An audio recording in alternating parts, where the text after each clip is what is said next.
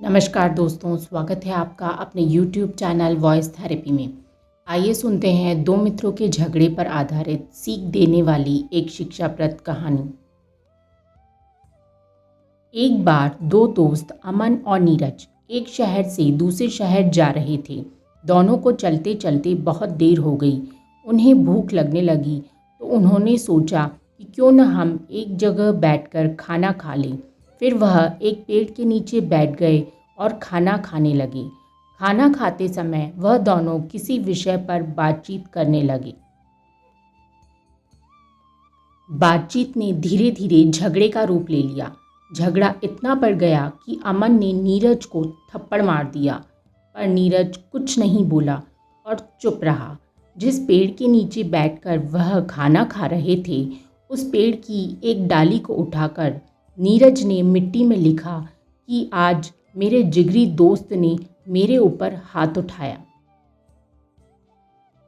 कुछ देर बाद वह दोनों फिर से शहर जाने के लिए चलने लगे, पर वह दोनों आपस में बात नहीं कर रहे थे।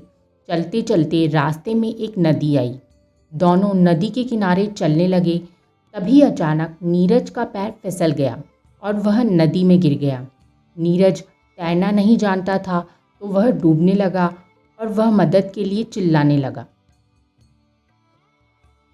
तभी अमन ने नदी में कूदकर नीरज की जान बचाई। नीरज मन ही मन बहुत खुश हुआ।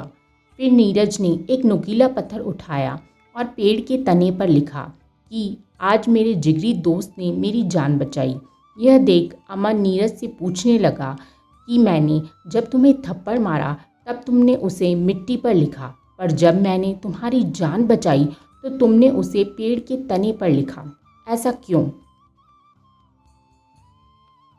नीरज ने अमन को उत्तर दिया कि जब कोई हमारा मन दुखाता है तब हमें उसे मन से नहीं लगाना चाहिए। तुमने भी देखा होगा कि मेरे मिट्टी पर लिखे शब्दों को हवा ने मिटा दिया, और कोई जब हमारी मदद करता है और हमारे साथ अच्छा व्यवहार करता है तो उसे कभी भी भूलना नहीं चाहिए। मैंने जो पेड़ के तने पर लिखा है वह कभी भी मिट नहीं सकता। यह सब बातें मेरे मन की गहराई तक जाकर बस गई हैं।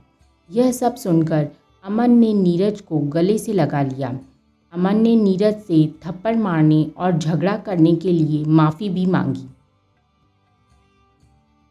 हमें इस कहानी से यही शिक्षा मिलती है कि इंसान का अपनापन मन पर गहरी छाप छोड़ देता है।